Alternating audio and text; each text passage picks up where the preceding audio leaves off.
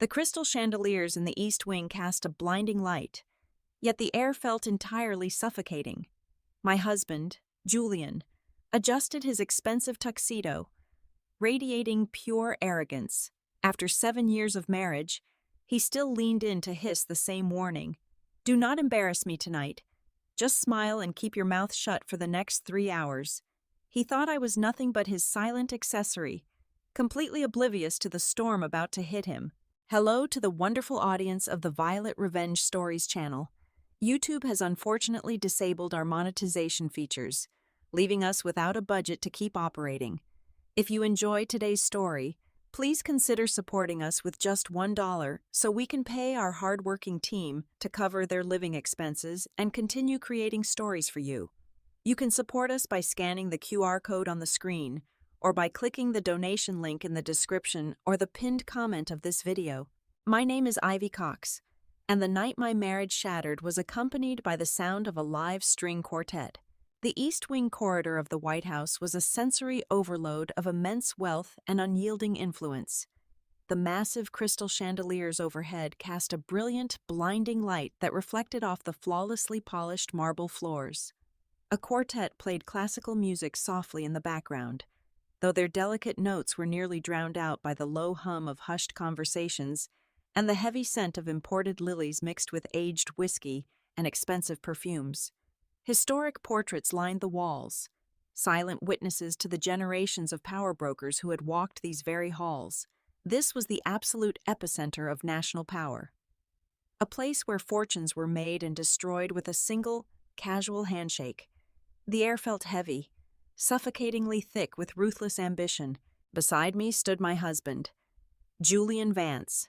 He was a political lobbyist on the steep rise, a man whose entire existence revolved around climbing the brutal social and political ladder of Washington. He had spent the last 45 minutes obsessively adjusting the lapels of his custom-tailored tuxedo. His movements sharp, jittery, and impatient. He radiated a toxic kind of arrogance, a smug certainty that he belonged in this glittering room more than anyone else present. To him, the people milling around us were not human beings. They were merely stepping stones for his grand ascent. As we moved closer to the velvet ropes of the security checkpoint, Julian leaned in close to my ear. His grip on my elbow tightened just enough to be painfully noticeable, a subtle but familiar display of his control.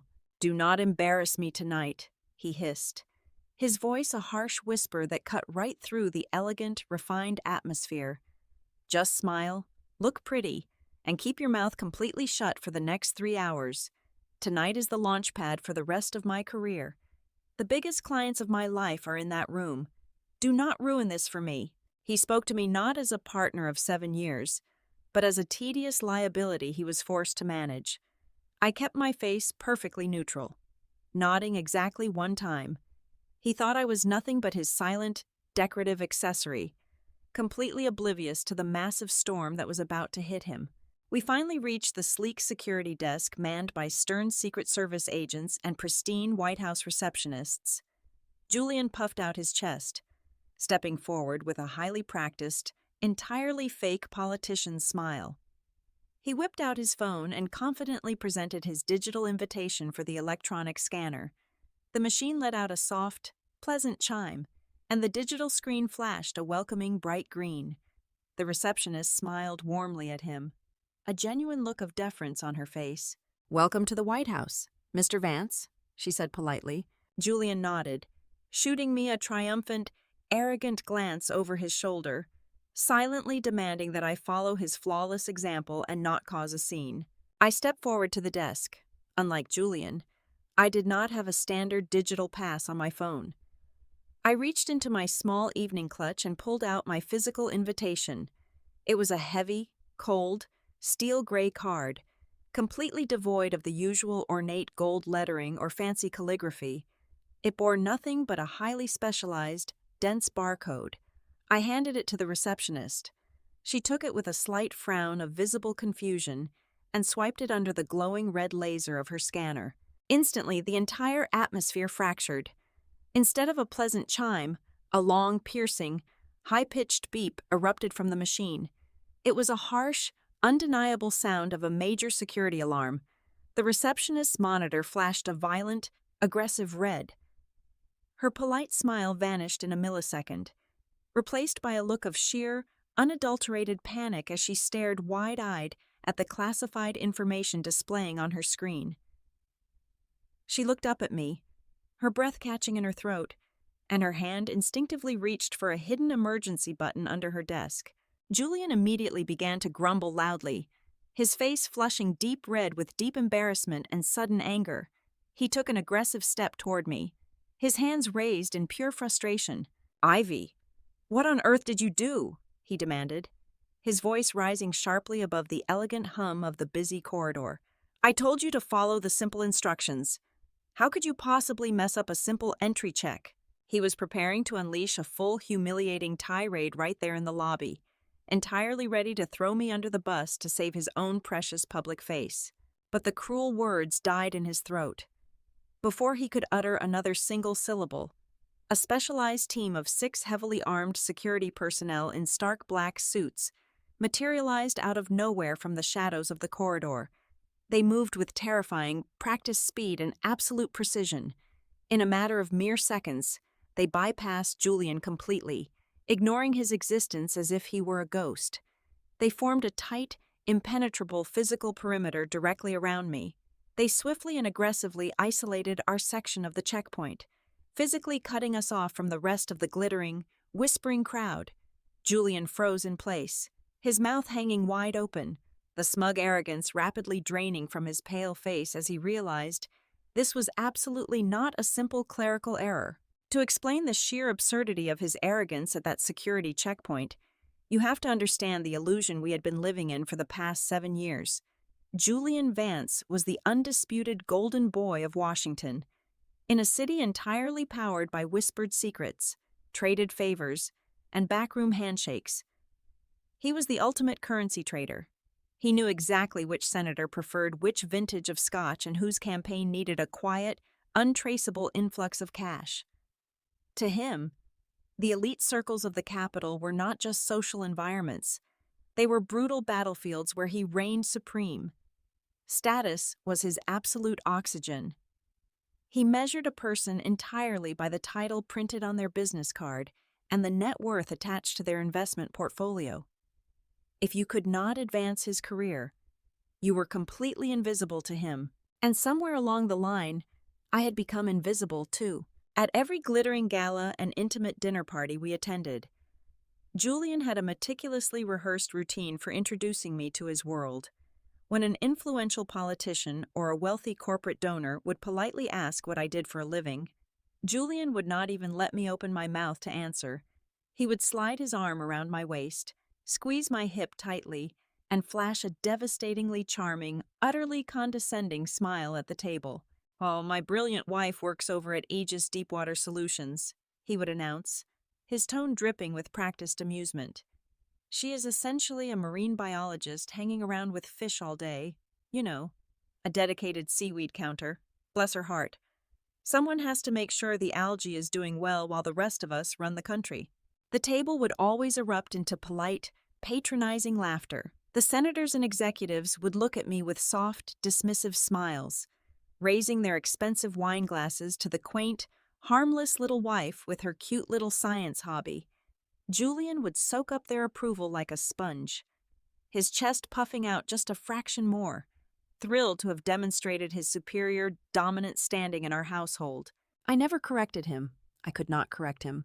The reality of my employment at Aegis Deepwater Solutions was buried under layers of government classifications so deep that even speaking the true name of my department in public could result in severe federal treason charges. I was not a marine biologist. I was a senior macroacoustic architectural engineer. My days were not spent counting seaweed. They were spent analyzing complex hydrodynamic frequencies and designing advanced acoustic stealth frameworks for the next generation of deep-dive nuclear submarines. I held a top-secret security clearance that most 4-star generals would actively envy. The acoustic networks I helped engineer were the silent, invisible shields protecting the entire eastern seaboard from hostile underwater threats.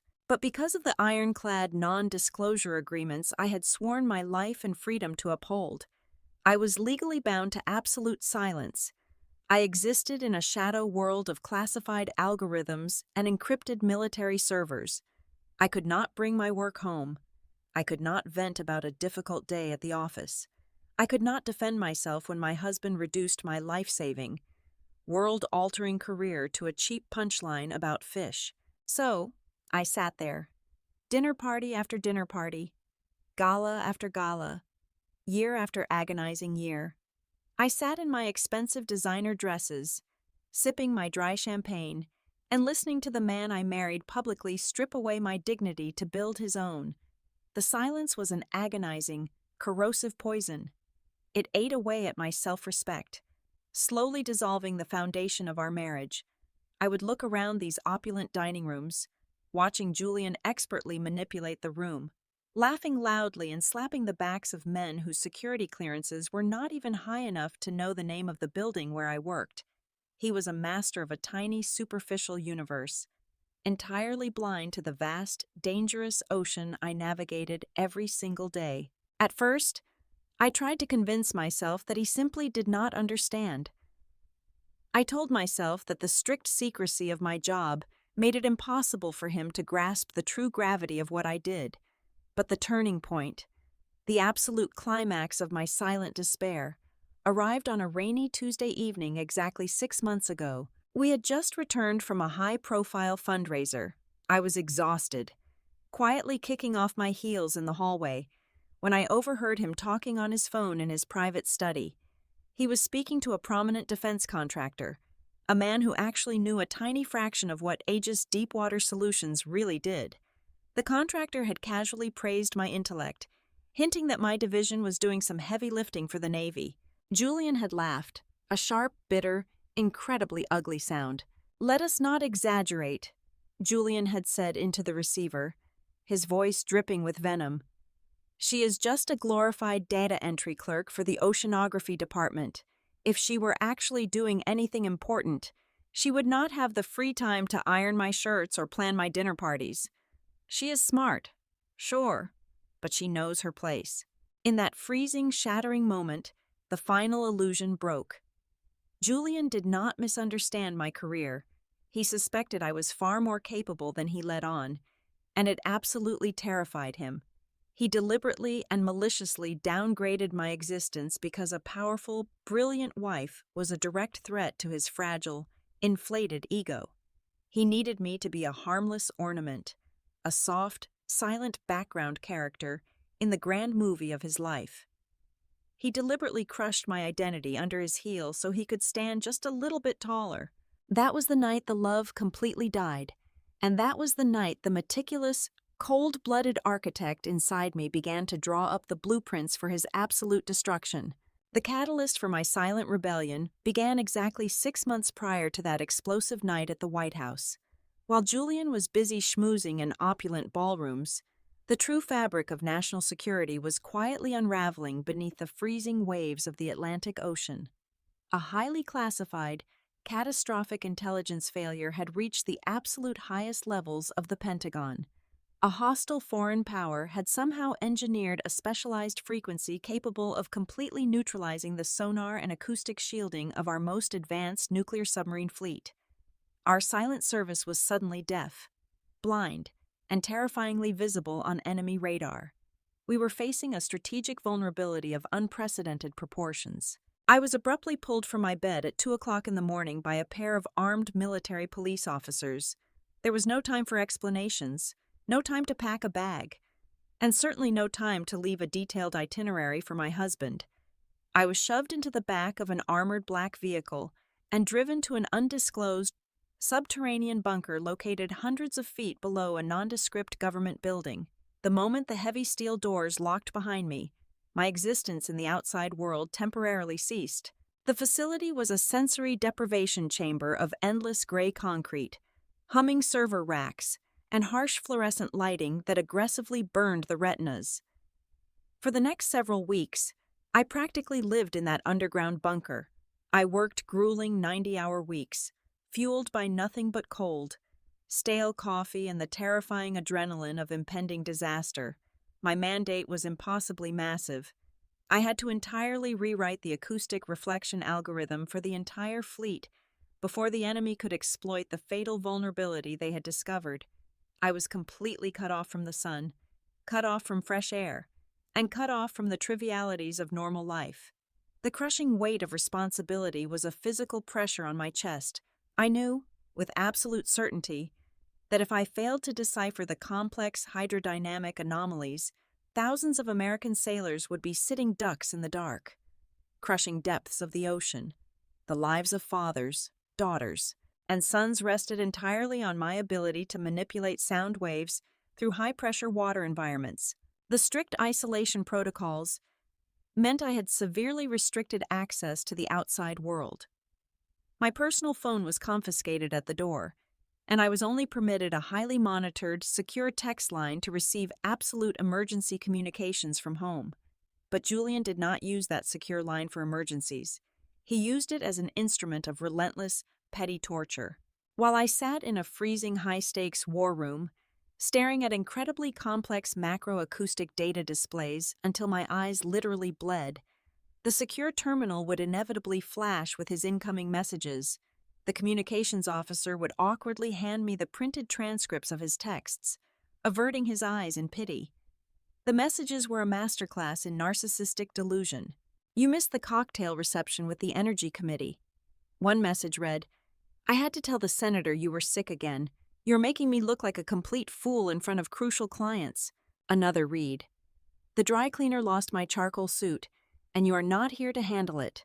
The house is a complete disaster. Your irresponsible behavior is absolutely unacceptable.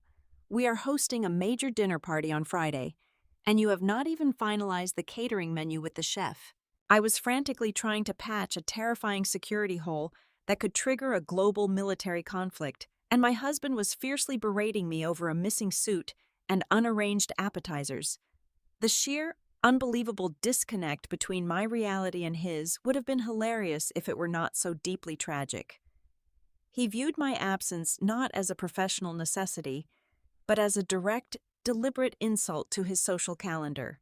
He truly believed his networking events were the absolute center of the universe, and my failure to act as his charming hostess was the ultimate betrayal of our vows. The climax of the crisis arrived on the 14th day of continuous, agonizing labor. My team and I had been awake for over 72 straight hours. The enemy was actively mobilizing, running deep water probes that indicated they were preparing for a massive, coordinated intrusion into our territorial waters. The clock was ticking down to zero. We were entirely out of time. It was in that state of delirious, shaking exhaustion that I finally saw it, hidden deep within a massive string of quantum calculations. I spotted a microscopic blind spot in the enemy's frequency modulation. It was a tiny, almost imperceptible flaw in their acoustic assault strategy. My fingers flew across the keyboard, isolating the anomaly and forcefully injecting a reverse-engineered patch directly into our fleet's communication network. I held my breath, my heart hammering against my ribs, as the progress bar painfully inched across the massive tactical screen. Then, the room erupted. The secure lines from the submarines flooded in all at once, confirming that the new algorithm had successfully deployed. The hostile pinging simply bounced off our newly fortified acoustic shields. Our submarines vanished back into the blackness of the ocean, safe and entirely invisible once more. I had successfully closed the vulnerability exactly 2 hours before the enemy fleet crossed the critical engagement line. Senior defense officials in the room, men with chests full of heavy brass medals, turned to me with expressions of profound relief and deep reverence. A 4-star admiral placed a heavy, grounding hand on my shoulder, his voice thick with uncharacteristic emotion, telling me that the nation owed me a monumental debt that could never be publicly acknowledged. I finally left the bunker. I emerged into the early morning sunlight, my body shaking with severe physical fatigue, my clothes terribly wrinkled, and my mind completely hollowed out. But beneath the profound exhaustion, a fierce, glowing pride burned brightly in my chest. I had saved thousands of lives. I had done something truly extraordinary. I took a government car back to our pristine, perfectly decorated suburban home. I walked through the heavy wooden front door, desperately craving a hot shower and perhaps a single moment of quiet comfort. Julian was waiting for me in the grand foyer. He was dressed in a sharp, immaculate designer suit, fully ready to conquer his day. He looked at me, taking in my disheveled appearance, the dark circles under my eyes, and the sheer exhaustion written all over my face. There was no relief in his eyes. There was no concern for where I had been or if I was all right. There was only cold, hard, unadulterated disgust. "Look at yourself," he sneered, his voice dripping with absolute contempt. "You look like a complete vagrant. Where have you been? No, do not even answer that.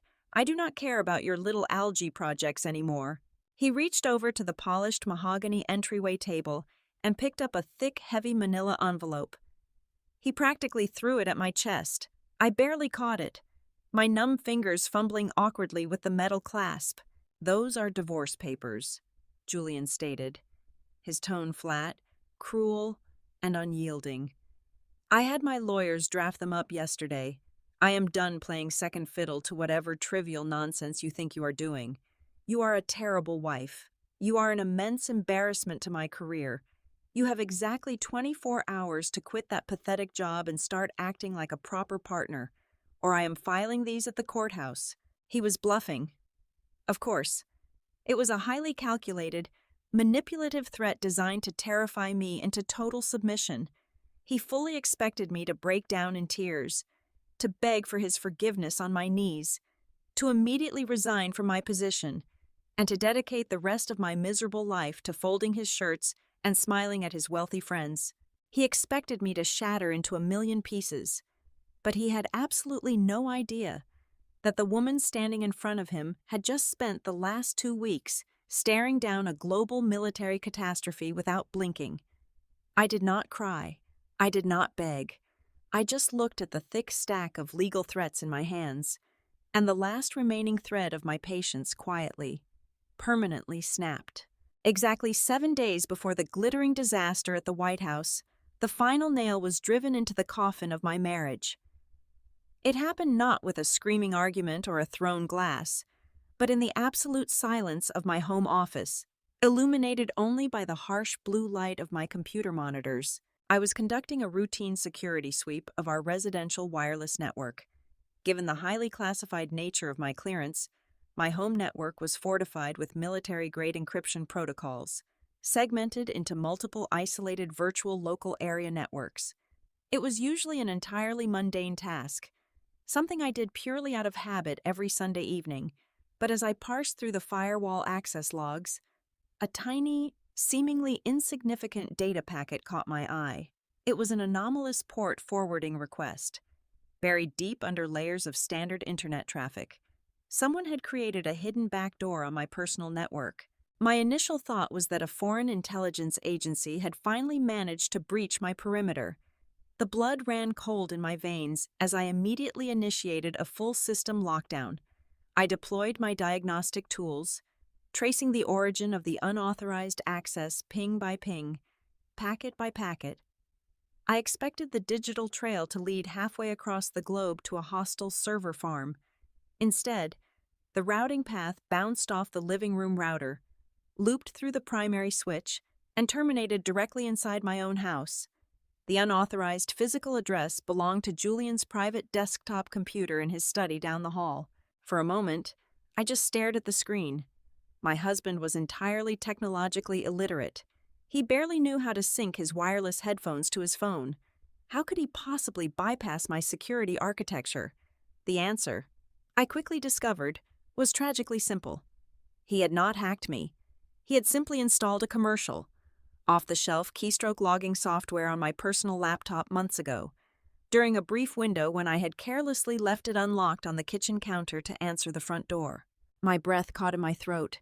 I felt a suffocating, terrifying tightness gripping my chest. I remotely accessed his desktop drive, effortlessly slicing through his pathetic, default administrator password. I did not know what I was looking for, but the forensic investigation had taken over my mind. I was no longer a wife. I was a counterintelligence operator hunting a domestic threat. I navigated through his hidden folders until I found an archived directory labeled with my name. Inside was a complete, mirrored backup of my personal email inbox. He had been secretly monitoring my private communications for nearly 1 year. I opened the most recent subfolder, and the truth hit me with the force of a physical blow. There was a chain of emails dating back 3 months from the Advanced Naval Research Institute, the absolute pinnacle of defense technology think tanks. The messages were from their board of directors, practically begging me to accept an immediate appointment as their new director of strategic operations. It was a role that commanded unparalleled authority, a position that would have made me one of the most powerful civilian contractors in the entire defense sector. The compensation package was enormous, the resources were unlimited, and the prestige was absolute. Julian had intercepted every single one of those emails. He had set up a silent forwarding rule on my account, immediately routing any correspondence from the Institute directly to his hidden folder before permanently deleting it from my actual inbox. I had never even seen the offer.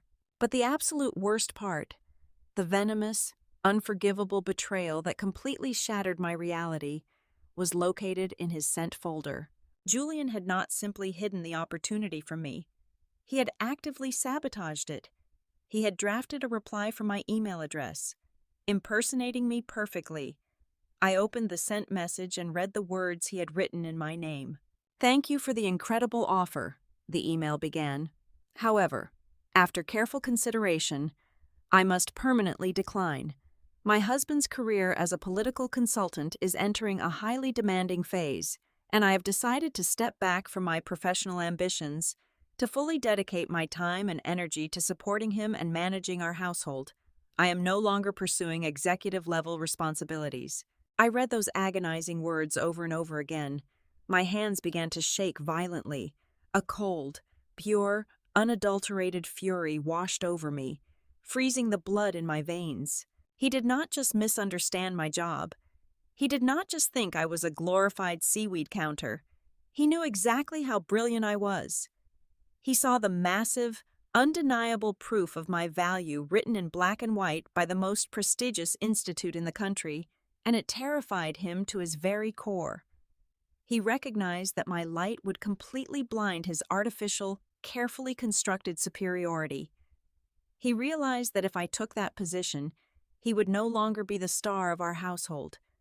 He would merely be the husband of an incredibly powerful woman.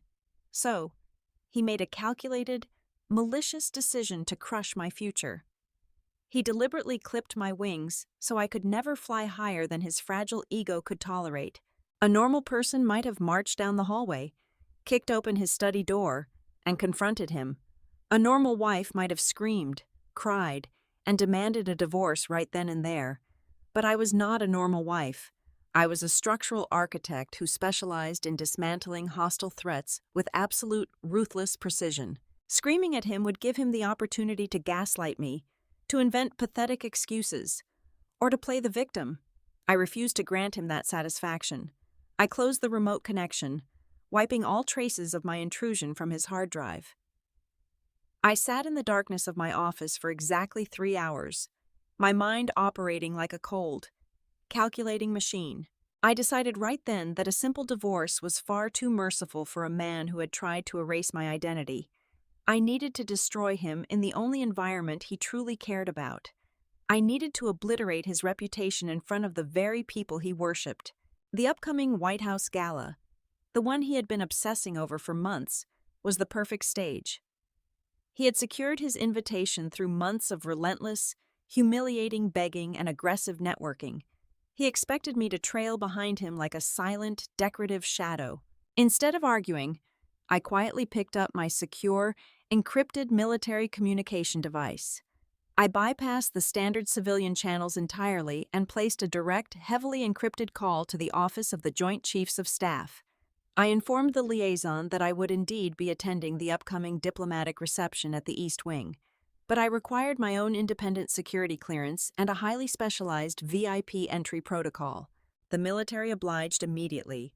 They issued me the steel gray, maximum security pass, for the next 7 days. I played the role of the submissive, apologetic wife flawlessly. I let Julian lecture me about proper etiquette. I let him pick out my dress. I let him believe that he was the absolute master of our universe, completely unaware that I had meticulously rigged the entire foundation of his world with explosive charges, just waiting for the perfect moment to detonate. The flashing red lights of the security scanner bathed our isolated perimeter in a harsh, unforgiving glow.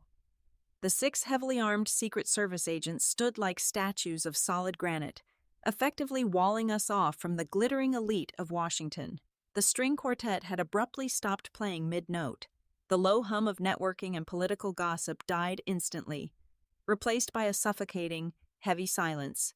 Hundreds of eyes, belonging to senators, foreign dignitaries, and billionaire donors, were locked onto our humiliating spectacle. Julian was practically hyperventilating. His previous arrogance had completely evaporated, leaving behind a terrified, pathetic shell of a man. He frantically wiped a bead of sweat from his forehead, looking around for anyone to save him, completely oblivious to the fact that I was standing perfectly still, entirely unbothered by the armed guards. Then, the tension in the room snapped. The dense crowd of onlookers at the far end of the corridor suddenly began to shift. People were aggressively stepping back, flattening themselves against the historic portraits on the walls, parting like the Red Sea to make way for an approaching force. The heavy, rhythmic sound of highly polished leather shoes striking the marble floor echoed through the dead, silent corridor. A man emerged from the sea of expensive evening gowns and tailored tuxedos. He was a 4-star Admiral of the United States Navy, a man of immense physical presence and terrifying authority. His immaculate dress white uniform was heavy with rows upon rows of combat ribbons and distinguished service medals. His face was weathered, carved from decades of commanding the most lethal maritime force on the planet. He walked with a deliberate, unyielding stride, flanked by 2 imposing military aides. He was looking directly at our security perimeter. Julian saw the Admiral approaching, and a miraculous, entirely delusional transformation washed over his pale face. In his warped, narcissistic reality, he genuinely believed this towering military figure was coming to intervene on his behalf. Julian had once spent exactly 3 minutes fetching coffee for a junior Defense Committee member, and his inflated ego instantly convinced him that this 4-star Admiral recognized his immense political value and was stepping in to clear up this embarrassing administrative error. Julian aggressively shook off his panic. He hastily smoothed down the lapels of his tuxedo, puffed out his chest, and plastered on his signature, sickeningly fake diplomatic smile. As the Secret Service agents parted to let the military commander through their blockade, Julian stepped eagerly forward, entirely blocking my path. He extended his hand confidently, ready to deliver a smooth, charming greeting to his supposed savior. "Admiral, thank goodness," Julian began, his voice dripping with forced camaraderie and immense relief. "Julian Vance, there seems to be a slight misunderstanding with my wife's entry clearance, but I am sure we can clear this up." What happened next was the single most humiliating physical dismissal I had ever witnessed. The Admiral did not even blink. He did not slow his pace. He did not look at Julian's outstretched hand. He simply treated my husband as if he were an annoying, invisible gust of wind. The Admiral brushed aggressively past Julian's shoulder, completely ignoring his existence. The sheer physical force of the brush-off sent Julian stumbling awkwardly backward, his hand still suspended in the empty air, his fake smile freezing into a mask of pure, unadulterated shock. The Admiral stopped squarely in front of me. The 2 military aides flanking him immediately snapped to attention. The massive, opulent corridor of the East Wing was so quiet you could hear a pin drop. Every titan of industry, every powerful politician, every single person Julian had ever worshipped or tried to exploit was watching with bated breath. The Admiral stood perfectly straight. He raised his right hand in a sharp, crisp, incredibly deliberate military salute. "Chief Engineer Cox," the Admiral's voice boomed, rich and commanding, echoing clearly off the crystal chandeliers and the marble walls. "The fleet owes you a life. The Joint Chiefs are waiting for you." The collective gasp from the elite crowd was audible.